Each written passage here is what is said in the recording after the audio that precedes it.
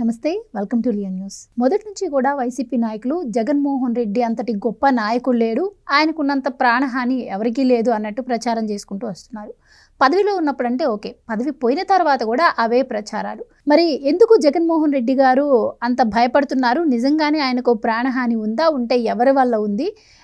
ఈ పెడుతున్నటువంటి డిబేట్స్ను ఏ విధంగా చూడొచ్చు అన్న విషయాలు తెలుసుకుందాం. మనతో పాటు ఉన్నారు సీనియర్ పొలిటికల్ అనలిస్ట్ శ్రీలీల గారు. నమస్కారం అండి. నమస్తే అమ్మా.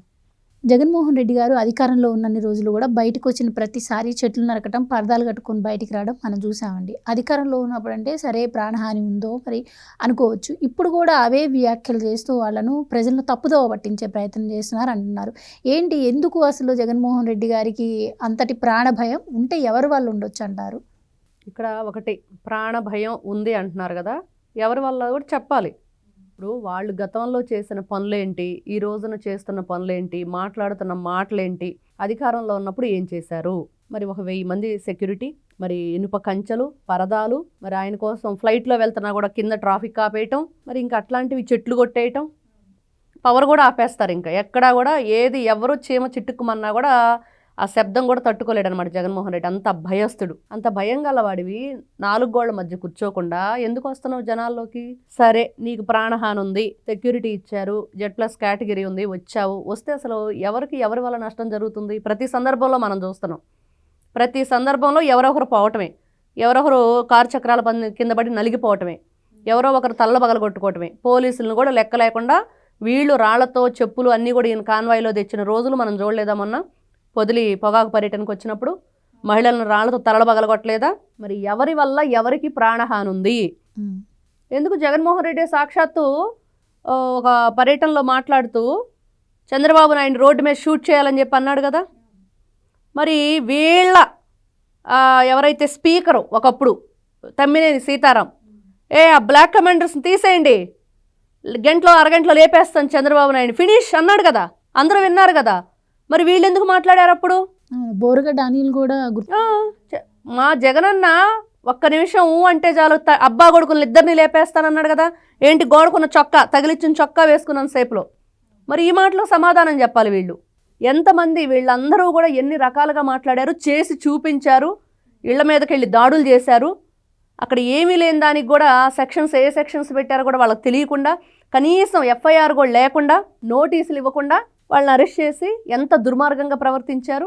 వీళ్ళు ఈ రోజున అదిగో అచ్చెన్నాయుడు గారు అన్నారు, నారా చంద్రబాబు నాయుడు గారు అన్నారు, లేకపోతే అదిగో ఒక డిబేట్లో కూర్చొని అడుసుమల్లి శ్రీనివాస్ గారు అన్నారని మాట్లాడుతుంటే చాలా హాస్యాస్పదంగా ఉంది.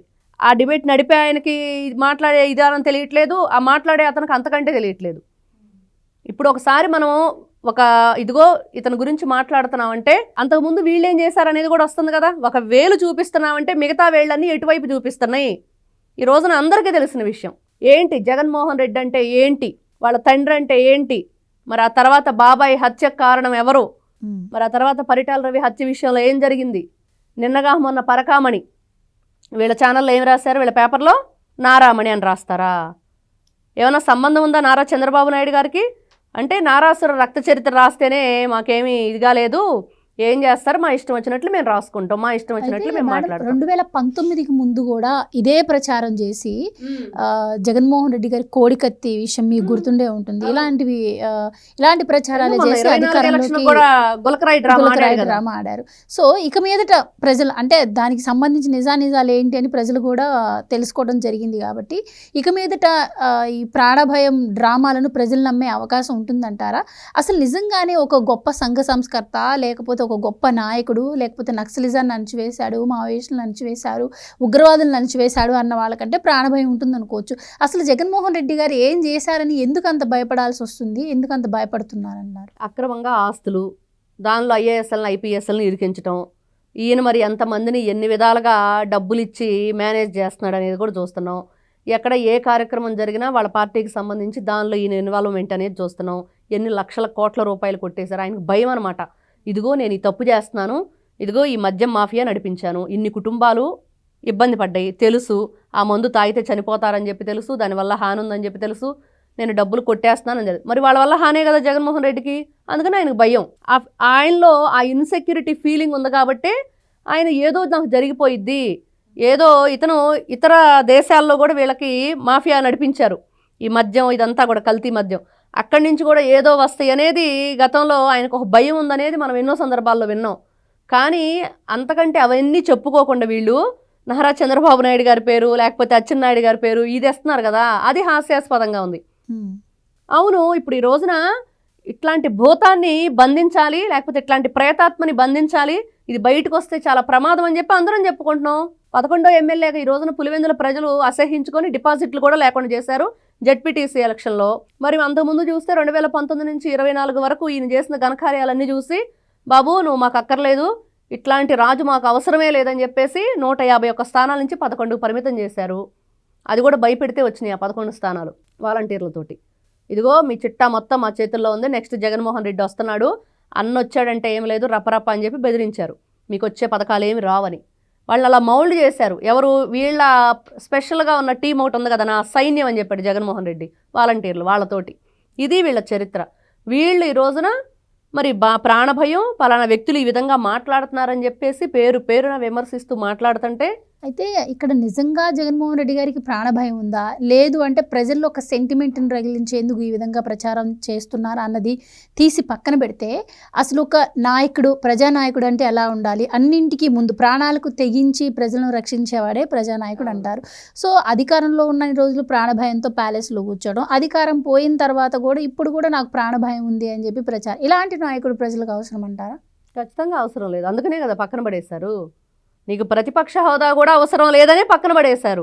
ఎందుకంటే ఎవరు కూడా ఈయనకి అయ్యో పలానా వ్యక్తి అని గుర్తింపు రావాలంటే ఏం చేయాలి, ఏదో విధంగా ఇట్లాంటివన్నీ కూడా పుకార్లు లేనిపోనివన్నీ కూడా పుట్టించుకొని అననివి అన్నట్లుగా ఉన్నవి లేనట్లుగా క్రియేట్ చేసుకొని ఒక కథను అల్లుతున్నారు. ఇప్పుడు నారాసుర రక్త చరిత్ర అన్నప్పుడు ఎవరూ ఏమీ మాట్లాడకుండా, ఎక్కడా కూడా దాని గురించి అసలు వివరించకుండా, అసలు ఏం సంబంధం నారా చంద్రబాబు నాయుడు గారికి వివేకానంద రెడ్డి గారిని చంపటానికి, ఏ విధంగా జరిగింది దాని గురించి బయటకు తీయండి అని ఒక కేసు వేసి నడితే ఆ పేపర్ మీద ఆ ఛానల్ మీద ఆ రాసిన వాళ్ళ మీద రాయించిన వాళ్ళ మీద అప్పుడు మొత్తం కూడా కథ కంచుకొచ్చేది.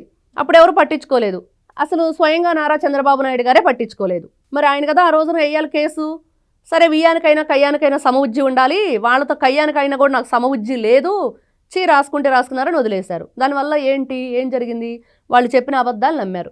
కానీ ఈ రోజున అలా కాదు కదా, ప్రతి ఒక్కటి ప్రజలకి అన్నీ కూడా వివరంగా తెలుస్తున్నాయి. ప్రతి ఒక్కటి ఎక్కడో మారుమూల పల్లెటూర్లలో కూడా సోషల్ మీడియా వచ్చేసింది, ఫోన్లు చేతిలో ఉన్నాయి, చక్కగా అన్నీ కూడా దాంట్లో అర్థమైపోతున్నాయి. మరి వీళ్ళ నాటకాలు, ఒక కంటికి ఆయన జగన్మోహన్ రెడ్డి తల పగిలి ఆ రాయి, అందులోనూ అది మామూలు రాయి కాదు మంత్రించిన రాయి, అది వెళ్ళి ఆయన శ్రీనివాస్ గారి కంటికి తగిలిందనమాట. ఆ కంటికి ఒక్క కన్ను కూడా కాదు, ఆయనకే తెలియదు ఏ కంటికి తగిలింది. అందుకని ఒక రోజు ఒక్క కంటికి కట్టుకున్నాడు. అది కూడా తెలిసిపోయింది ప్రజలకి. ఇంకా కోడికత్తి కేసు అంటే అందరికి తెలిసిందే. ఇప్పుడు కూడా ఆయన దాని గురించి ఎప్పుడు మాట్లాడింది లేదు, కోర్టుకు వెళ్ళి ఆయన పాప మా పిల్లాడి గురించి చెప్పింది లేదు, ఆ అబ్బాయి జీవితం బలైపోయింది. ఇట్లా ఆయన చరిత్ర చెప్పుకుంటూ పోతే ఒక గులకరాయ, ఒక కోడికత్తె, లేకపోతే ప్రజా సంకల్ప యాత్ర అంటూ ముద్దులు పెట్టడం, శుభ్రంగా షాంపూతో తలలు స్నానం చేయించడం, వాళ్ళని వరుసగా క్యూలో నుంచోబెట్టడం, వాళ్ళ తలకి ఈయన ముద్దు పెట్టడం, శుభ్రంగా లక్స్ సోప్తో స్నానం చేయించడం, వాళ్ళ మొహానికి ఈయన బుగ్గలు ముద్దు పెట్టడం, నివరటం. ఇది వీళ్ళ చరిత్ర అంతా కూడా బయటకు వచ్చింది. ఈయన బ్రతుకేంటో బండారం బయటపడింది. ఇంకా ప్రజలను ఏ విధంగా నమ్మించాలంటే ఇదిగో పలానా వ్యక్తులు ఈ మాట అన్నారు, అమ్మో ఇదిగో పలానా వ్యక్తులు ఈ మాట అన్నారు, ఇంకేముంది జగన్మోహన్ రెడ్డి గారికి ప్రాణహాని. నువ్వు ఏం చేసావని ప్రాణహాని ప్రజలకి? ఒక మంచి చేసావా, ఒక మంచి నాయకుడు అనిపించుకున్నావా, లేకపోతే ఏ రోజన్నా సరే ఇదిగో ఆయన ఇప్పుడు కూడా మళ్ళీ ఎన్నిసార్లు చెప్పుకున్న జగన్మోహన్ రెడ్డి గారు ప్రజావేదిక కూల్చడంతో ఆయన పరిపాలన స్టార్ట్ చేశారు. అట్లాంటి వ్యక్తి కూల్చేవాడే కానీ ఏ రోజు కూడా ప్రజలకు ఉపయోగపడే వ్యక్తి కాదని అర్థమైపోయింది. మరి అట్లాంటి వ్యక్తి నువ్వు ఎక్కడుంటేనేంటి ఈ రోజున? అధికారంలో ఉన్నా ఒకటే లేకపోయినా ఒకటే. నీ ప్రాణాల గురించి నీ గురించి ఎవరు ఆలోచిస్తారు ఈ రోజున? ఎవరింట్లో సమస్యలు వాళ్ళకి ఎక్కువైపోయినాయి, ఎవరు పిల్లల సమస్యలు వాళ్ళకి ఎక్కువైపోయినాయి, ఎవరు ఫ్యామిలీ విషయాలు వాళ్ళు చూసుకుంటున్నారు. ఈ రోజున జగన్మోహన్ రెడ్డి గారికి వీళ్ళు ప్లకార్డ్స్ పట్టుకొని మేము 2029లో వస్తే నరికేస్తాము, సప్త సముద్రాల అవతలన్నా కూడా లాక్కొచ్చి బట్టలోడదీస్తాము, మేము వచ్చాక చూపిస్తాం ఒక్కొక్కరికి గంగమ్మ జాతరని ఎవరు చెప్తున్నారు? వాళ్లే కదా. మరి ఎవరి వల్ల ఎవరికి ప్రాణహాని ఉందనేది ఈ రోజున ప్రజలకు అర్థమైపోయింది. 11 వస్తేనే మీరు ఈ విధంగా మాట్లాడుతున్నారు, 88 మ్యాజిక్ ఫిగర్ అంట, అది మారితే ఏదో చేస్తారంట. మళ్ళీ ఇవన్నీ చేసేసి మళ్ళీ డిబేట్లో కూర్చొని అమ్మ ఇంకేముంది జగన్మోహన్ రెడ్డి గారిని పాముని చంపేసినట్టు చంపేస్తారంట, మెడకాయ మీద తలకాయ లేకుండా చేస్తారంట, ఇంకేదో చేస్తారంట అని చెప్పేసి ఆ ఈశ్వర్ గారు మాట్లాడుతూ ఉంటే చాలా హాస్యాస్పదంగా ఉంది. వీళ్ళు మాటలు ఎట్టుంటాయంటే ఆ రోజు చెప్పారు కదా, ఇంకేముంది కొట్టండి చప్పట్లు, పెట్టండి డప్పులు అని చెప్పేసి, బ్యానర్లు కట్టండి అని చెప్పేసి చెప్పాడు కదా. ఇదే ఎలివేషన్ ఎంతసేపటికి వీళ్ళ బ్రతుకంతా కూడా. ఒక్కసారి ఆడపిల్లలు మీ ఛానల్లో నుంచొని, మీ ఛానల్లో కూర్చోబెట్టి ఇద్దరు ప్రబుద్ధుల్ని జర్నలిస్టులు అని చెప్పుకుంటూ కృష్ణరాజు కేఎస్ఆర్ ఆంధ్రప్రదేశ్లో అది అమరావతి వేశ్యల రాజధాని అని చెప్పించారు కదా. ఇంతకంటే దారుణం ఏముంటుంది? అదే ఛానల్లో మాట్లాడే వాళ్ళందరూ ఎలా ఉంటున్నారు? అది వాళ్ళ బ్రతుకు. వాళ్ళకి మహిళల పట్ల గౌరవం లేదు, రాష్ట్ర ప్రజల పట్ల ప్రేమ లేదు.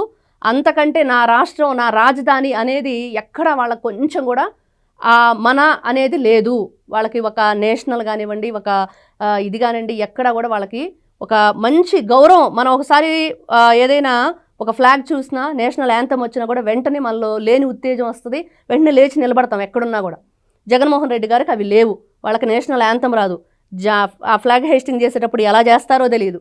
మరి ఇట్లాంటి వ్యక్తులు ఈ రోజున ఆ డిబేటు, ఆ ఛానలు, దాంట్లో ఈయన గారికి ప్రాణహాని ఉందని చెప్పుకోవటం, ఇవన్నీ వింటుంటే అసలు జగన్మోహన్ రెడ్డి గారు ఎందుకు ప్రాణహాని ఉందనేది ఆయన కూడా ఒక డిబేట్ పెట్టి ఆయన కూర్చోబెట్టి అడిగిస్తే బాగుండిద్ది.